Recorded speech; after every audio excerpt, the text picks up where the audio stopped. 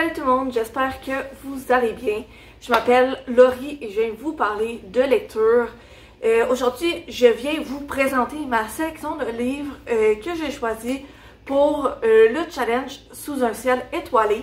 C'est un challenge qui se passe sur Instagram, mais je me suis dit que j'allais quand même venir vous en parler.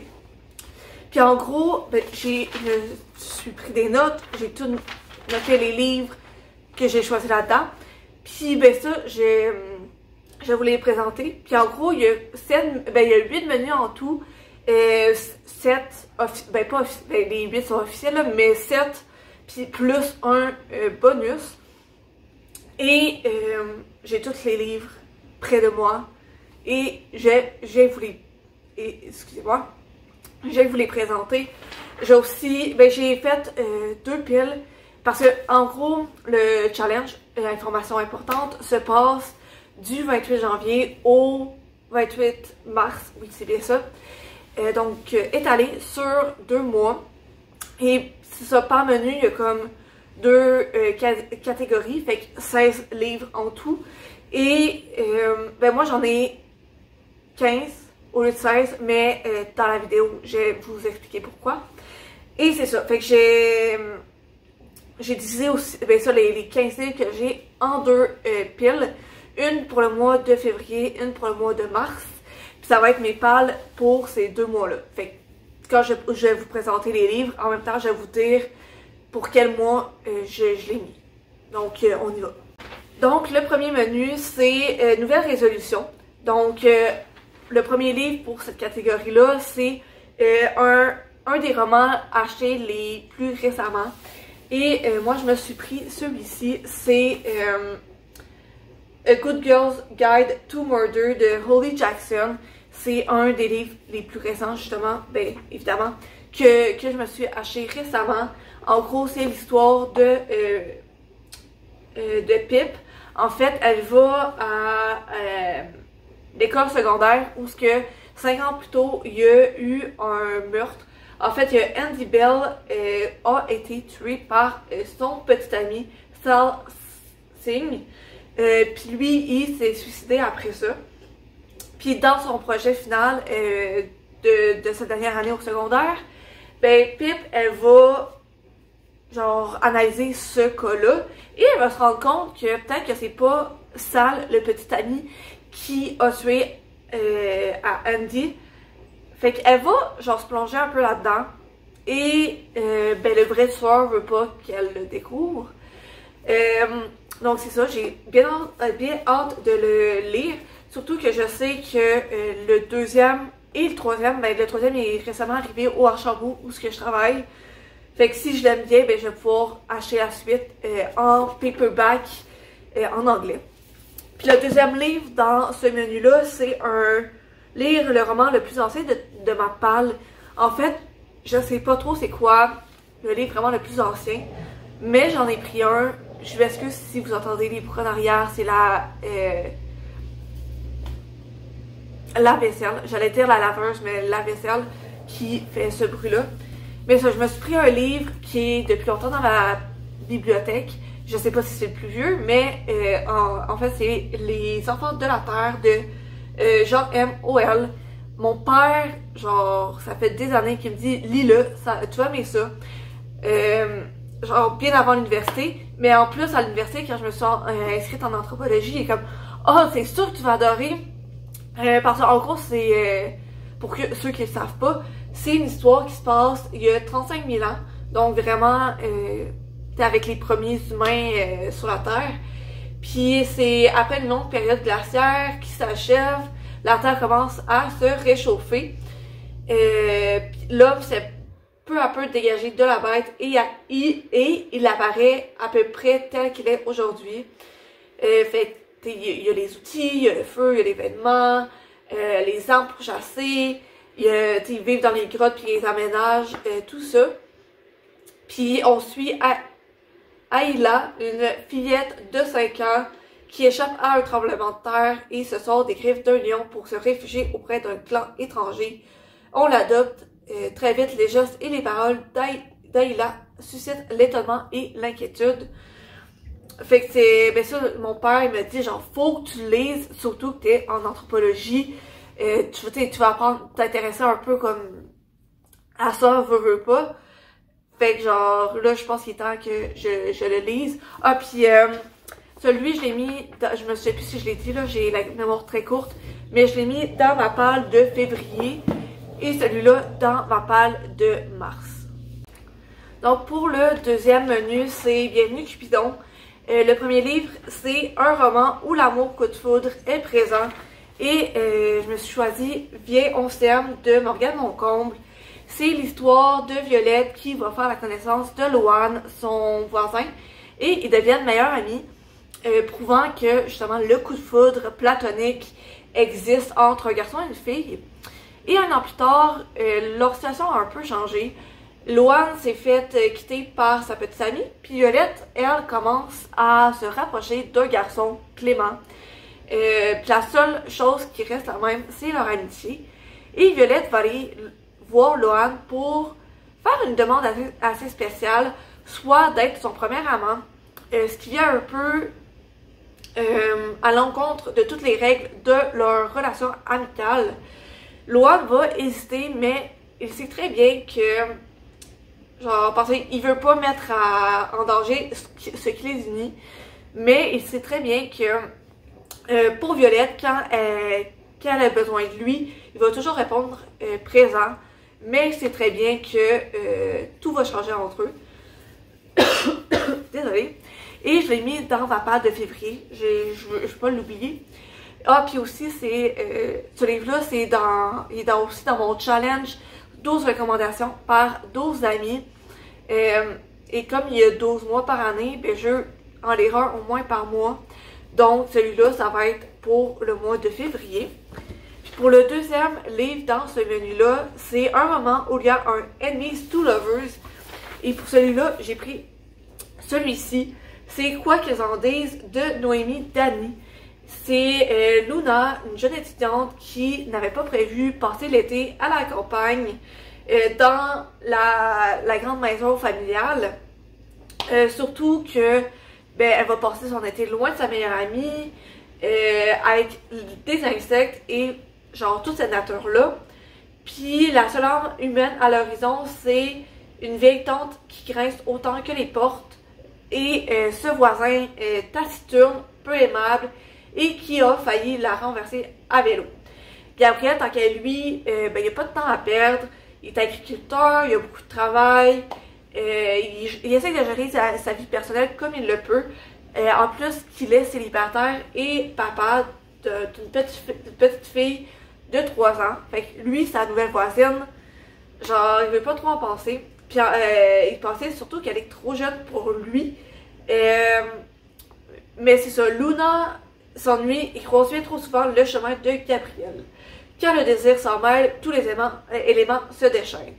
Fait que ça a l'air à être comme, ben pas vraiment un ennemi to lovers, mais genre, les deux se détestent et je sens qu'ils vont se rapprocher. Et je l'ai mis dans ma palle de mars. Le troisième menu, c'est Amour et quiproquo. Donc, il fallait un livre où la pâtisserie est présente ou soit un côté mystery. J'ai pris un où la pâtisserie est présente. C'est Rendez-vous au Cupcake Café de Jenny Colgan. C'est l'histoire de Izzy, qui est une fille de la pâtisserie. Elle a passé en fait son temps à la boulangerie de son grand-père. Et ben, elle a son talent à lui. Chaque semaine, elle apporte des pâtisseries à ses collègues. Et c'est ça. Mais elle se fait licencier par son futur ex-petit ami. Et après ça, ben, il y a une idée qui commence à la germer dans sa tête. Ben, pourquoi pas ouvrir son propre cupcake café? Le projet est un peu risqué, le chemin semé d'embûches, mais lorsqu'elle découvre un magasin à louer dans une ruelle pavée, elle se lance dans l'aventure et dans une nouvelle vie. Je trouvais que ça avait l'air cute, c'est assez léger. Donc c'est ça, puis je l'ai mis dans ma palle de février. Et pour le deuxième livre, c'est un roman avec un amour interdit ou avec des créatures surnaturelles. Et j'ai pris Blood and Honey de Shelby Mahurin. C'est le deuxième tome de la série. Le premier, c'est Serpent and Dove. Je vais vous raconter un peu ce qui se passe dans le premier tome. C'est l'histoire de Lou et de Raid. Lou, elle est une sorcière et elle cache ses pouvoirs parce que il y a des personnes comme Raid qui sont des chasseurs de sorcières et leur but à eux, ben, c'est de trouver les sorcières et de les tuer.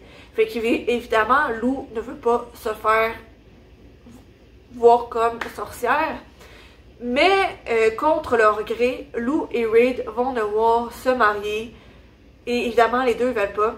Et le pire là-dedans, c'est, ben, pas le pire là, parce que genre c'est bien pour Lou, mais Raid ne sait pas que Lou est une sorcière. Donc, tu sais, ça part, tu sais, évidemment là, c'est le deuxième tome, mais leur relation commence comme étant un amour interdit parce que genre si Raid réalise que Lou est une sorcière, ben, évidemment, il va la tuer. Veut pas. Mais c'est ça, fait que c'est amour interdit. Puis en plus aussi, il y a des créatures surnaturelles. Ben ça, il y a des sorcières. Il me semble qu'il y a des loups-garous aussi. Il me semble. Mais c'est ça. Puis il va dans ma palle de mars. Ouais, il va dans ma palle de mars. Bon, pour le quatrième menu, c'est Jack Frost est de retour. Et le premier livre, c'est un roman fantastique ou une revisite de contes. Et j'ai pris celui-ci, c'est Blanche-Neige de L.P. Sicard. Je vous lis le résumé parce que ça fait quelques phrases. C'est une femme coupable d'un crime dont elle n'a plus souvenir. Une évasion vers une forêt où la noirceur ne vient jamais seule. La découverte d'un manoir abandonné au secret bien caché. Des bougies qui s'éteignent, des ombres qui se lèvent, des objets qui se déplacent d'eux-mêmes. Et des coups qui résonnent contre la porte avant qu'on ne la défonce. Fait que en fait, ça fait partie des contes interdits. Puis les contes interdits, c'est justement toutes des revisites de contes, mais vraiment genre un peu plus dark. Puis ben, je pense que cette lecture-là va quand même assez bien se faire. C'est 200 pages, puis l'écriture est quand même assez grosse. Les pages sont quand même, ben, pas petites, mais en tout cas, vous comprenez ce que je veux dire. Je l'ai mis dans ma palle de mars. Et le deuxième livre, c'est un roman où la couverture est majoritairement bleue. J'ai pris J'ai Rendez-vous avec toi de Lorraine Fouché. Bon, ça paraît peut-être pas de même, mais on s'entend que le livre est majoritairement bleu. C'est l'histoire de Lorraine Fouché, donc de l'autrice qui a 17 ans quand son père meurt d'un infarctus. Ils ont trouvé le temps de s'aimer, mais pas celui de se parler. Puis, dans le fond, l'autrice renoue avec le passé en puisant dans les souvenirs personnels et les archives publiques. Elle fait un portrait intime d'un héros, soit Christian Fouché, résistant et gaulliste de la première heure. Donc c'est un voyage à travers 40 ans d'histoire de France, une biographie qui s'apparente à un roman d'aventure qui s'inviterait Saint-Exupéry, André Malraux ou Alexandra David-Néel. C'est un livre que mon amie Océane m'a donné quand j'ai été en France. Elle me l'a donné parce que justement, parce que ça relate un peu l'histoire de la France. Et évidemment, si vous ne l'aviez pas entendu par mon accent, je suis québécoise, donc non française. Et je ne connais pas vraiment l'histoire de la France. Généralement, je connais quelques détails parce que on l'a un peu appris à l'école, mais genre, disons pas autant qu'il y a des personnes françaises. En tout cas, vous comprenez ce que je veux dire. Donc, ça me l'avait offert pour cette raison-là. Et je la mets dans ma palle de mars. Pour le 5e menu, c'est nouvelle destination pour une nouvelle année. Le premier livre, c'est un roman qui vous fait voyager. Et j'ai pris le 5e tome des McCoy. En gros, ça se passe en Écosse. Puis, ben là, vu que c'est le 5e, évidemment, je vais pas vous raconter l'histoire jusqu'à là. Je vais juste vous raconter un peu l'histoire du premier. Il y a Phèdre qui, à la demande de son père, ben pour réaliser le dernier vœu de son père après sa mort, elle se rend en Écosse, où ce que lui a vécu en fait. Puis elle va découvrir que le monde des clans existe encore. Et c'est ça, elle va se retrouver comme étant un pion important dans les manigances des clans. Et évidemment, ben je l'ai commencé, j'ai quasiment terminé. Pour l'instant, j'aime vraiment beaucoup. C'est ça. Et évidemment, si j'ai commencé, c'est qu'il est dans ma palle de février. Et le deuxième livre, c'est un roman en lecture commune choisi par les organisatrices. C'est celui-là que je ne prends pas, que je ne vais pas lire, parce que les organisatrices avaient choisi 2 livres. Et on en choisissait un des 2 si on le voulait. Et ben, je les avais pas dans ma bibliothèque. Je suis dans un semi-no-buy, même si je me suis acheté plusieurs livres en janvier. Mais c'est ça. Fait que, mais en tout cas, ça pour dire que pour la lecture commune, je ne vais pas la lire. Donc, c'est ça pour ce menu-là. Pour le 6e menu, c'est Hiver pas comme les autres. Le premier roman, c'est un roman avec une couverture majoritairement... Faut que je parle moins vite. Parce que sinon, ben... ça. Fait que roman avec une couverture majoritairement rouge ou blanche. Et j'ai choisi Je n'ai jamais embrassé l'or. Vous le reconnaissez peut-être déjà parce que, ben, il était dans mon bilan de janvier. En fait, c'est le premier livre que je l'ai lu pour le challenge. Et ben, je vais pas trop m'embarquer dans le résumé parce que, genre, je viens d'en parler dans ma vidéo avec le bilan. Mais ça, c'est pour la couverture blanche. Et j'avais celui-là et il est déjà lu. Je l'avais mis dans ma palle de février. Mais justement, vu qu'il était petit, genre 85 pages, ben, je l'ai lu, genre, le 28 janvier, la journée même du début du challenge, parce que, ben, j'avais le temps. Et le deuxième, le deuxième livre pour ce menu-là, c'est un roman qui se passe dans un chalet, ou, sinon, avec un protagoniste qui pratique un sport d'hiver. Et j'ai choisi Play Hard.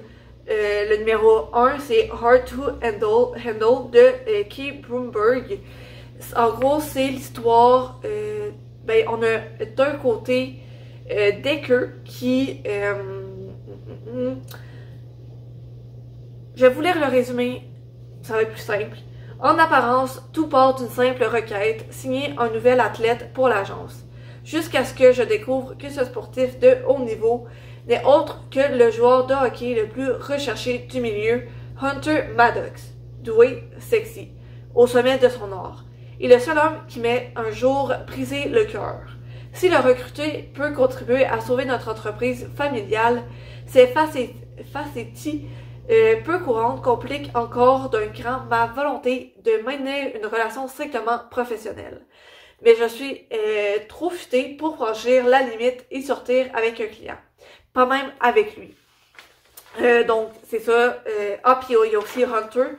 Remporter la Coupe Stanley avant qu'il ne soit trop tard. Pas simple, mais c'est l'exploit qui me motive depuis le début de ma carrière. Le temps presse et des cœurs Kincaid entrent en jeu. Combative, tenace, méchamment sublime, celle que j'ai laissée filer. J'ignore pourquoi elle voyage avec l'équipe, mais lui résister ne sera pas une partie de plaisir. Si elle me perturbe, je refuse de perdre de vue le match final. Je ne peux pas me déconcentrer, même pas pour elle. Donc, évidemment, ben, il y a un des personnages principaux qui joue dans le sport d'hiver, soit le hockey. Puis je l'ai mis pour ma palle de mars. Donc, c'était ça pour le menu numéro. Pour le menu 7, c'est pour se réchauffer. Le premier livre, c'est un roman hot and sexy. Et j'ai choisi Un si joli désastre de Sophie Gonzalez. Je vais vous lire le résumé parce qu'il est assez court en fait. Ils se sont aimés le temps d'un été et se retrouvent par hasard dans le même lycée. Le problème, l'un est out, l'autre pas. Les amours d'été sont-elles faites pour durer? Pour Holly, la réponse est oui. Pour Will, c'est plutôt le contraire. Quand ce dernier ne répond plus à ses textos, Holly doit se faire arrêter. Il affrontera la rentrée le cœur brisé. Contre toute attente, Holly retrouve Will dans son nouveau lycée. Mais lorsqu'il comprend que personne ici ne sait que son ami est gay, les choses se compliquent. Un happy end est-il encore possible entre Holly et Will? Honnêtement, je sais pas si ça va être hot and sexy, mais genre, je pense que oui. C'est juste, j'ai beaucoup de romances, mais en soi, c'est pas des... En tout cas, je les achète pas pour les scènes spicy. Fait que, tu sais, c'est ça. Mais j'ai quand même pris lui, puis on va voir. Et le deuxième roman de ce menu-là, c'est un roman où la musique est présente. Et j'ai choisi The Love Curse of Melody McIntyre. En gros, c'est l'histoire de Melody McIntyre, évidemment, qui est une stage manager extraordinaire. Puis elle a un plan pour tout, mais la seule affaire qu'elle a pas, c'est du succès dans sa vie amoureuse. À chaque fois qu'elle tombe amoureuse durant une performance à l'école, ben la romance et le show est un désastre. Fait qu'elle s'est dit que genre pour justement le nouveau show, Les Misérables, ben elle peut pas tomber en amour avec personne, mais elle avait pas compté sur Odile Rose, qui est la rising star dans le monde de l'acting. Auditionne pour la performance et ben Mélodie, elle s'attendait pas non plus à ce que Odile soit vraiment sweet et drôle et qu'elle prenne vraiment à cœur aussi la pièce autant que Mel. Donc Mélodie, elle va tenter vraiment de ne pas tomber amoureuse. Fait qu'évidemment, ben j'en sais pas que de la musique, mais tu sais, qu'il y a de la musique dedans. Donc, ça compte pour le 7e menu. Et ça va dans ma pile de mars. Ouais. Puis, je me souviens plus comme je l'ai dit, si j'ai dit, mais il va dans le mois de ma page du mois de février. Pour le dernier menu, c'est le menu bonus. C'était Il était une fois Obrina. Le premier livre, c'est un livre où il y a de la royauté. Et j'ai choisi le deuxième tome du royaume de l'Énarcie. Dans le premier tome, en fait, il y a Marguerite, la jeune fille ici, qui réalise, en fait, qui découvre qu'elle est une sirène. Et, puis pas n'importe quelle sirène, en fait, elle a un jumeau. Et les deux vont compétitionner pour devenir le futur couple de roi et reine du royaume de l'Énarcie. Puis ben dans le fond, sa mère à elle et son oncle, en fait, sont le roi et la reine du royaume de l'Énarcie. Et donc, c'est ça, il y a de la royauté, évidemment. Parce que ben, dans cette compétition-là, pour devenir le futur roi et reine, il faut que ce soit absolument un couple de jumeaux jumelles. Et il faut qu'ils soient de près ou de loin reliés à la famille royale. Fait que évidemment, genre il y a de la royauté. Et je l'ai mis pour la pile à lire de février. Et pour le deuxième livre, c'est un roman où il y a une malédiction. Et j'ai mis Legend Burn. C'est le livre que j'aimerais lire dans mon challenge aussi dans mon challenge 12 recommandations par 12 amis. Puis en gros, c'est l'histoire de Brie Matthews qui perd sa mère dans un accident de voiture et elle a vraiment hâte de partir de chez elle pour l'université dans une autre ville parce qu'elle est plus capable d'être dans cette ville-là.